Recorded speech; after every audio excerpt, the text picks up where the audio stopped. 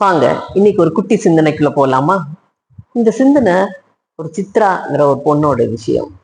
இந்த சித்ரா பொண்ணு எப்பயுமே வாழ்க்கையில நல்லா செய்யணும், நல்லா பண்ணணும்னு ஆசைப்படுவாளாம்.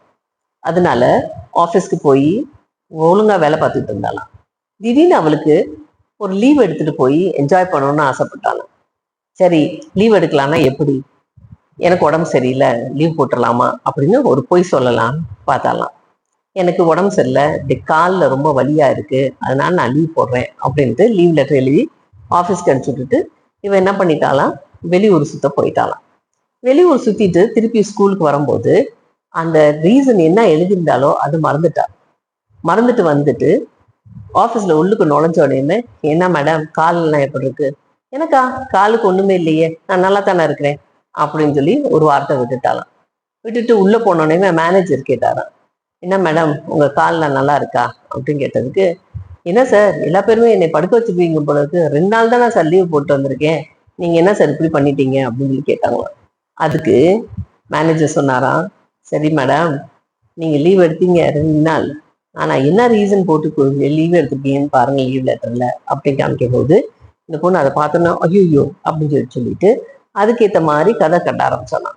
இல்லை சார் நான் இப்படி போனேன் சார், கீழே விழுந்துட்டேன் சார், கால் வலிக்குது சார், அது இதுன்னு சொன்னாங்க. அப்போ மேனேஜர் சொன்னாலாம், எதாக இருந்தாலும் ஒரு கரெக்டாக நீங்கள் லீவ் எடுங்க, அது பெட்டர் அப்படின்னு சொல்லிட்டு போயிட்டாராம். ஆனால் சித்ரா அப்படியே ஆஃபீஸை விட்டு வெளியில் வரவங்களாட்டியுமே வலிக்கு விட்டு கீழே விழுந்து உண்மையிலே காலில் அடிபட்டு வச்சா.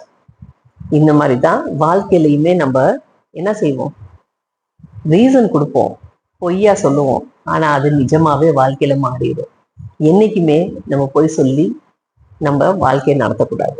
நம்ம எப்பயுமே நம்ம ஆனஸ்டா உண்மையா இதுதான் ரீசன் அப்படின்னு சொல்லி நம்ம லீவ் எடுத்துட்டு நம்ம போயிருந்தா பிரச்சனையே இல்லை சித்ராக்கு.